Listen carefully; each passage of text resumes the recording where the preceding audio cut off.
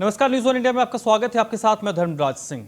पिछले 24 घंटे में उत्तर प्रदेश में 3000 से ज्यादा कोरोना के केस मिले हैं। पिछले 24 घंटों की अगर बात करें, पिछले 24 घंटों में कोरोना संक्रमितों की कुल संख्या 3290 हो गई है। उत्तर प्रदेश में 24 घंटे में कोरोना मरीज जो डिस्चार्ज हुए हैं उनकी संख्या 750 है। 24 घंटे में कोरोना से 14 लोगों की प्रदेश में मौत हुई है और अब तक की अगर हम बात करें कुल आंकड़ों की, तो अब तक कोरोना संक्रमितों की संख्या 16,496 हो गई है। उत्तर प्रदेश में 8,850 लोगों की कोरोना से मौत भी हुई है। तो पिछले 24 घंटे में उत्तर प्रदेश में कोरोना के जो केस हैं वो काफ़ी बड़े हैं। 3,000 से ज़्यादा मामले पिछले 24 घंटे में रिपोर्ट हुए हैं, जबकि डिस्चार्ज होने वाले मरीजों की संख्या 750 है। लखनऊ की बात करें, लखनऊ में 24 घंटे में कोरोना से मृतकों की संख्या 6 है। 24 घंटे में 213 मरीजों को डिस्चार्ज किया गया है। वाराणसी की बात करें तो वाराणसी में 24 घंटे में कोरोना संक्रमितों की संख्या 226 है। प्रयागराज में 24 घंटे में कोरोना संक्रमितों की संख्या 171 हो गई है। तो ये अलग अलग शहरों का हाल है, लेकिन कुल मिलाकर अगर बात करें पूरे उत्तर प्रदेश की, तो पूरे उत्तर प्रदेश में पिछले 24 घंटे में 3000 से ज्यादा मामले रिपोर्ट किए गए हैं।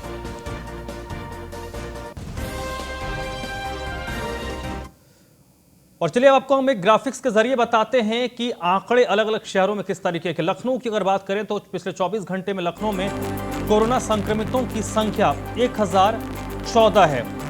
वहीं मृतकों की बात करें तो 6 लोगों की मौत कोविड से हुई है और 213 मरीज पिछले 24 घंटे में लखनऊ में डिस्चार्ज हुए हैं। वाराणसी की बात करें तो वाराणसी में पिछले 24 घंटे में 226 कोरोना संक्रमित मिले हैं। प्रयागराज में यह संख्या 171 है। ये पिछले 24 घंटे की हम बात कर रहे हैं। पिछले 24 घंटे में 171 कोविड पॉजिटिव के मामले सामने आए हैं।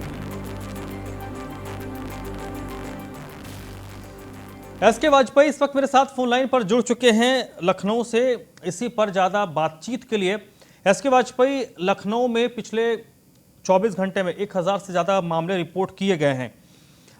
किस तरीके से तैयारी इस वक्त स्वास्थ्य महकमे की है? बिल्कुल निश्चित है, क्योंकि अगर हम देखें जो आंकड़े हैं, जहां कल के आंकड़ों की बात करें तो आंकड़े 3000 के अंदर में थे। 2900 कुछ मरीज ऐसे थे जो पूरे प्रदेश भर में आए थे और जो डिस्चार्ज होने वालों का आंकड़ा था वो 787 था। लेकिन अगर हम आज के आंकड़े की बात करें तो 3000 से ऊपर 3290 कुल संक्रमित आज पूरे प्रदेश भर में नए कहीं डिटेन हुए हैं और साथ ही साथ में जो डिस्चार्ज मरीज हैं वो 750 हैं। जो उत्तर प्रदेश में आंकड़ा कल 14,074 था, उसमें सीधे तौर पर 2000 की बढ़ोतरी होते हुए ये 16,496 हो गया है।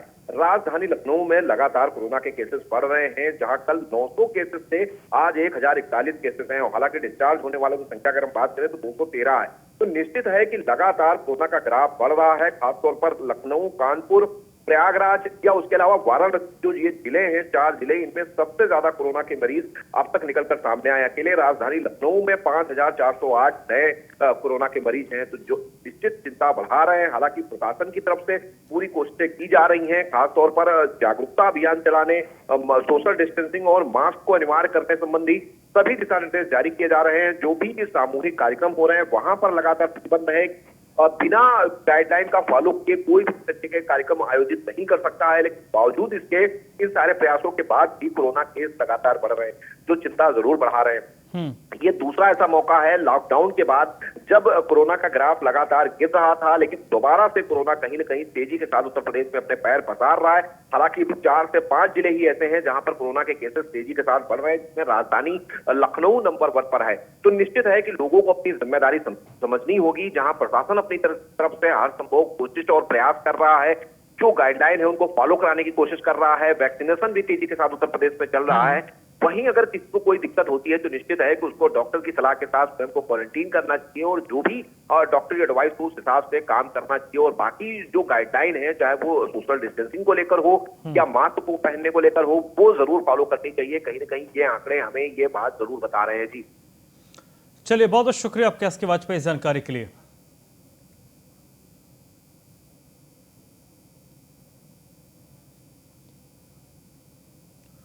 वहीं जौनपुर में पूर्व सांसद धनंजय सिंह के आवास पर आज छापेमारी की गई। जौनपुर के कालीकुत्ती में धनंजय सिंह का आवास है, जहां पर एसपी संजय कुमार की अगुवाई में आज छापेमारी की गई है। पुलिस की टीम की इस कार्रवाई से अफरा तफरी का माहौल हो गया।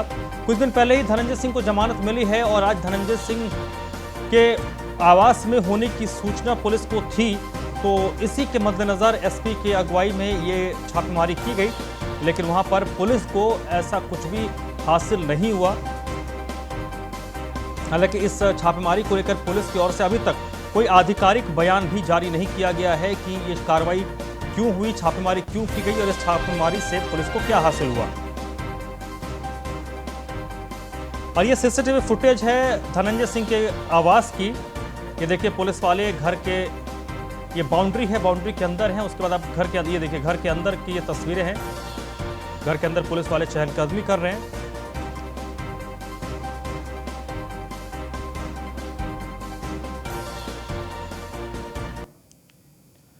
बाराबंकी में माफिया मुख्तार अंसारी एम्बुलेंस के मामले में डॉक्टर अलका राय से पूछताछ करने के लिए रवाना हुई है। तो ये माफिया मुख्तार अंसारी के एम्बुलेंस का प्रकरण आपको याद होगा, जो बाराबंकी का था, और बाराबंकी पुलिस डॉक्टर अलका राय से पूछताछ करने के लिए रवाना हुई है। मऊ के लिए ये पुलिस टीम रवाना हुई है, जहां पर डॉक्टर अलका राय से पूछताछ होगी। इस टीम में इंस्पेक्टर समेत कई पुलिसकर्मी शामिल हैं। एम्बुलेंस के मामले में बाराबंकी एआरटीओ की तहरीर पर यह केस दर्ज किया गया है और बाराबंकी की पुलिस मऊ में जाकर ये पूछताछ करेगी डॉक्टर अलका राय से, क्योंकि आपको याद होगा पंजाब में जब मुख्तार अंसारी को कोर्ट में ले जाया गया था और उस दौरान जो एम्बुलेंस था वो बाराबंकी के आरटीओ में रजिस्टर्ड था और जिस अस्पताल के नाम पर था वो अस्पताल बंद हो चुका है और वो अस्पताल डॉक्टर अलका राय का अस्पताल था। इस मामले में अलका राय की भूमिका कहीं ना कहीं संदिग्ध है, इसलिए इस मामले में अलका राय से भी पूछताछ होगी और पूछताछ के लिए टीम रवाना हो गई है।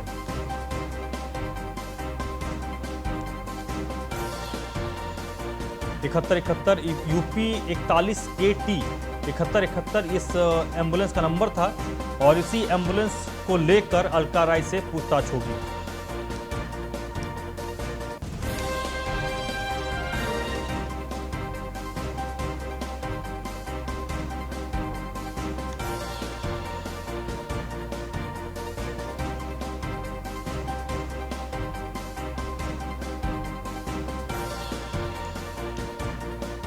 तो मुख्तार अंसारी एम्बुलेंस के मामले में अब पूछताछ की प्रक्रिया शुरू हुई है। डॉक्टर अलका राय जिनकी भूमिका इस मामले में सवालों के घेरे में है, तो डॉक्टर अलका राय से पूछताछ करने के लिए बाराबंकी की पुलिस रवाना हो गई है। मऊ में यह पूछताछ होगी।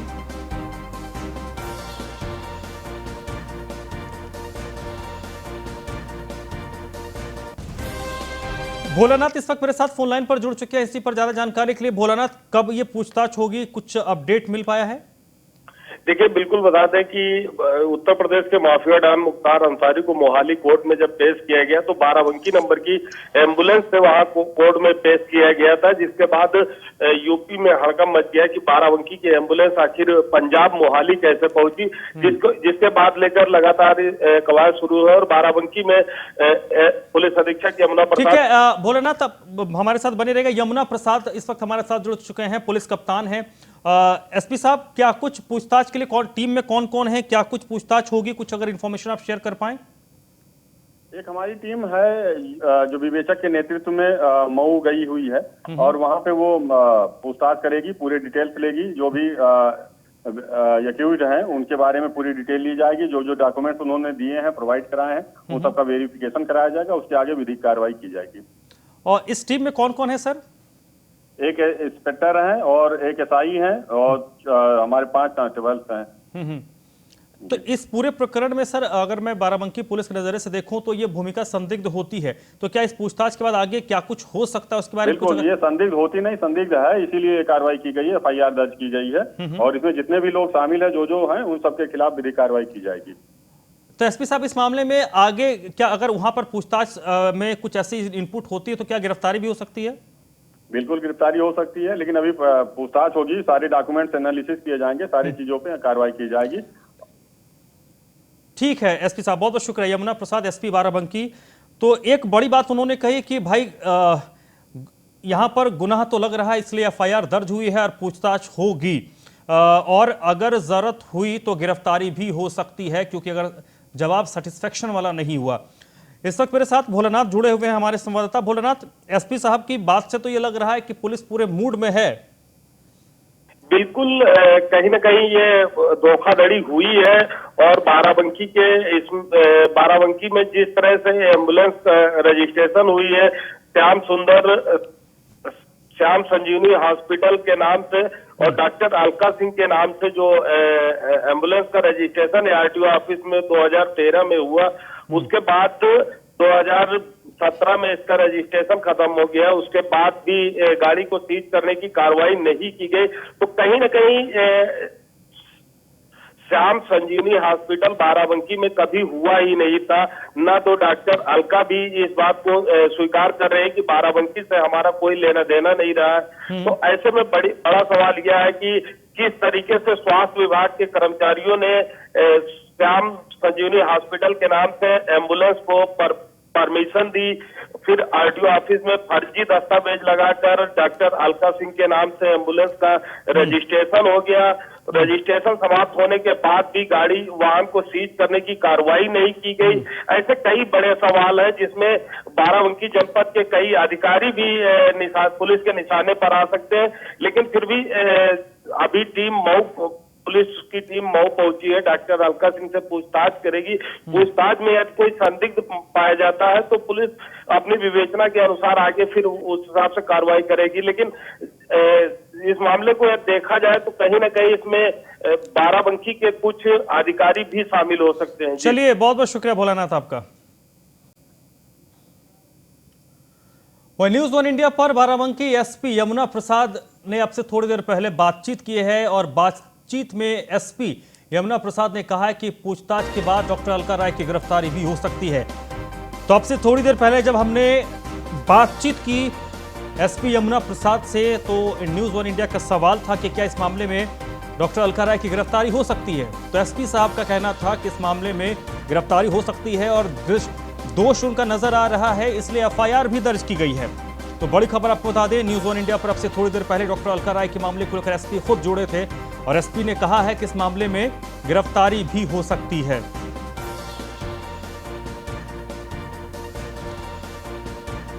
तो मुख्तार अंसारी एम्बुलेंस प्रकरण में पुलिस अब लगातार रेस हो गई है। मऊ से एक टीम पहुंची है और मऊ उस टीम पूछताछ करेगी और पूछताछ में अगर जवाब संतोषजनक नहीं होता है तो डॉक्टर अलका राय को बाराबंकी की पुलिस गिरफ्तार भी कर सकती है। चलिए बढ़ते हैं आगे। लखनऊ विकास प्राधिकरण में एक और बदलाव होने जा रहा है। लंबे वक्त से कुर्सी पर जमे संयुक्त सचिव धीरेन्द्र मोहन कटियार को हटा दिया गया है। धीरेन्द्र कटियार को उनके मूल विभाग नगर विकास में वापस भेजा गया है। लखनऊ विकास प्राधिकरण के वीसी अभिषेक प्रकाश ने यह जानकारी दी है। धीरेन्द्र कटियार गोमती नगर विस्तार बल्क सेल जैसे अहम विभाग का कामकाज देख रहे थे और 2018 में एलडीए में इन्होंने अपनी सेवाएं दी थी। इनकी जो तैनाती है तो 2018 में शुरू हुई थी। इससे पहले बसपा के शासन के दौरान भी धीरेन्द्र कटियार की लखनऊ विकास प्राधिकरण में तैनाती हो चुकी थी। तो लंबे समय से धीरेन्द्र कटियार लखनऊ विकास प्राधिकरण में जमे हुए थे, लेकिन अब उन्हें लखनऊ विकास प्राधिकरण से हटाकर उनका जो मूल विभाग है नगर विकास, वहां पर उनको वापस भेजा गया है।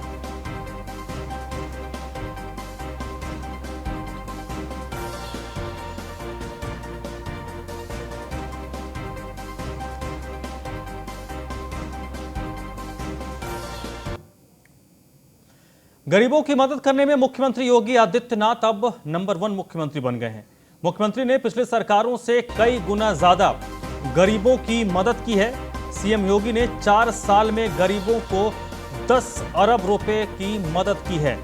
और अगर आप इसको पिछली सरकारों से तुलना करें, यानी मसलन सपा सरकार बसपा सरकार से, तो आपको फर्क समझ में आ जाएगा। सपा सरकार के 5 साल के कार्यकाल में 552 करोड़ रुपए की मदद की गई थी, जबकि बसपा सरकार में महज 84 करोड़ रुपए की मदद आम लोगों को की गई थी। मुख्यमंत्री योगी आदित्यनाथ पिछली सरकारों की तुलना में गरीबों की मदद करने में अब तक के नंबर 1 सीएम बन गए हैं। उन्होंने मुख्यमंत्री विवेकाधीन कोष के तहत पिछली सरकारों से कई गुना ज्यादा गरीब और मजलूमों और गंभीर बीमारियों के रोगियों की मदद की है। सीएम ने पुराने रिकॉर्ड को तोड़ते हुए 4 साल में गरीबों, मजलूमों और गंभीर रोगियों को 10 अरब रुपए दिए हैं। सपा सरकार के कार्यकाल की बात करें तो 5 साल में 508 लोगों को 552 करोड़ रुपए दिए गए हैं, यानी इसका ठीक डबल से भी ज्यादा 4 साल में ही सिर्फ योगी सरकार ने दिए हैं। बसपा सरकार की अगर बात करें, यानी जब मुख्यमंत्री मायावती हुआ करती थी, उस दौरान 5 साल में मदद के नाम पर 18,462 लोगों को सिर्फ 84 करोड़ रुपए की मदद दी गई है।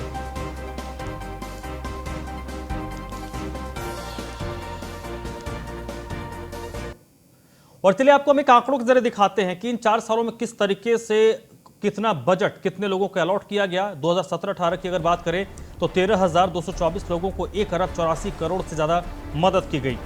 2018-19 में 17,772 लोगों को 2,56 करोड़ से ज्यादा मदद की गई। 2019-20 में 18,014 लोगों को 2,80 करोड़ से ज्यादा की मदद की गई। 2020-21 में 15,343 लोगों को 2,75 करोड़ की मदद की गई। ऐसे में कुल 4 सालों में 64,357 लोगों को 996 करोड़ रुपए की मदद योगी सरकार में किया गया है। सबसे ज्यादा 25,425 कैंसर रोगियों को 3,94 करोड़ की मदद की गई। अन्य प्रकार के इलाज के लिए 21,755 रोगियों को 3,05 करोड़ की मदद की गई। किडनी के इलाज के लिए 9,427 लोगों को 1,80 करोड़ से ज्यादा की मदद किए गए। वही हृदय रोग की बात करें तो इसके इलाज के लिए 7,019 लोगों को 68 करोड़ 35 लाख रुपए की मदद मुख्यमंत्री के लेवल पर की गई।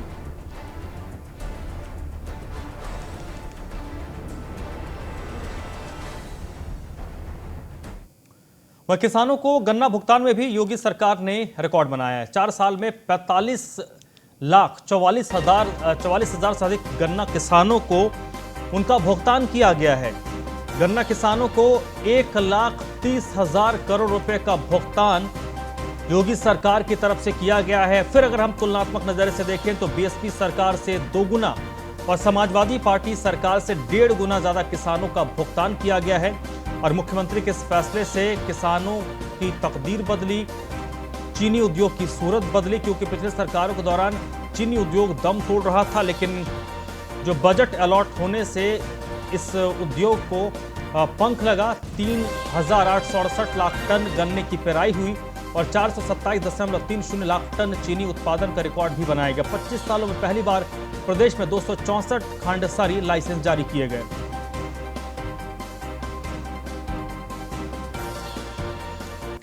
दिल्ली मेरठ एक्सप्रेसवे का निरीक्षण राज्य मंत्री सुनील भराला ने किया। बड़ी खबर बता दें, दिल्ली मेरठ एक्सप्रेसवे का निरीक्षण किया है राज्य मंत्री सुनील भराला ने और टोल कर्मियों से इस दौरान उन्होंने बातचीत की है। व्यवस्थाओं को लेकर उन्होंने कहा है कि जल्द से जल्द तमाम व्यवस्थाओं को सुधारा जाए। दिल्ली मेरठ एक्सप्रेसवे का श्रम कल्याण परिषद के अध्यक्ष राज्य मंत्री पंडित सुनील भराला ने निरीक्षण किया। इस दौरान राज्य मंत्री ने टोल कर्मियों से बातचीत कर व्यवस्थाओं को जल्द से जल्द दुरुस्त करने के निर्देश दिए। साथ ही हाईवे पर आने जाने वाले राहगीरों से सुनील भराला ने बातचीत की। एक्सप्रेसवे की सिक्योरिटी और हाईटेक सुविधाएं, सीसीटीवी कैमरों से लैस बना दिल्ली मेरठ एक्सप्रेसवे देश के प्रधानमंत्री मोदी और मुख्यमंत्री योगी आदित्यनाथ और केंद्रीय मंत्री नितिन गडकरी और मेरठ हापुड़ लोकसभा सांसद राजेंद्र अग्रवाल का राज्य मंत्री सुनील भराला ने धन्यवाद जताया।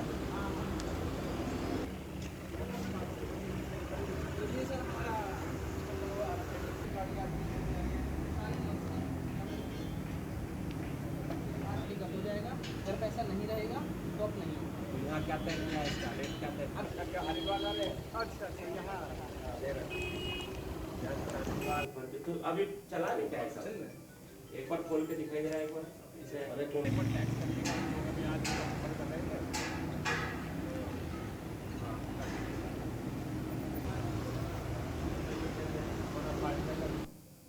सारा दिखाई देगा ना ये सब। ये अभी सर हाँ लाइव होना रहता है अभी। हाँ। ये पूरा सेटअप हो गया, अभी कनेक्टिविटी वायरिंग वगैरह का रहता है। तो उसमें सब इधर सारे कैमरे दिखाई देंगे। हाईवे पे भी जो कैमरे लगे हुए हैं अपने, तो ये कंट्रोल रूम रहेगा। तो यहाँ पे अपने सारे कैमरे जितने हाईवे पे लगे हुए हैं वो सारे जो चिकित्सा की जो व्यवस्था है यहाँ, जैसे हेल्पलाइन क्या दिया है यहाँ से, सारा दिखाई देगा ना ये सब। ये अभी सर हाँ लाइव होना रहता है अभी। एक्सप्रेसवे की अधूरी तैयारी है। आधी अधूरी तैयारियों के साथ वाहनों का संचालन इस एक्सप्रेसवे पर शुरू किया गया, जिसकी वजह से जाम लग रहा है और आम लोगों को दिक्कतों का सामना करना पड़ रहा है। रेलवे ने अभी तक काम पूरा नहीं किया है। बड़ी खबर है गाजियाबाद से, दिल्ली मेरठ एक्सप्रेसवे की तैयारी आधी अधूरी है। और आधी अधूरी तैयारियों के साथ वाहनों का संचालन इसमें शुरू कर दिया गया। और अब इसके कारण यहाँ पर जाम बड़ी आम बात हो गई है। इससे आम राहगीरों को काफी दिक्कत होती है। रेलवे ने अपना काम पूरा नहीं किया है। आधी अधूरी तैयारियों के बीच ही इस एक्सप्रेसवे को खोल दिया गया, जिसकी वजह से लोगों को भारी जाम का सामना करना पड़ता है। दरअसल प्रधानमंत्री मोदी का ये ड्रीम प्रोजेक्ट है, लेकिन अभी तक रेलवे ने अपना काम पूरा नहीं किया, जिसके कारण यहाँ जाम की स्थिति बनी रहती है। लेकिन आधी अधूरी तैयारियों के साथ नेशनल हाईवे अथॉरिटी ने ये पूरा एक्सप्रेसवे ही खोल दिया। रेलवे का काम पूरा नहीं होने की वजह से अभी यहाँ जाम लगा रहता है।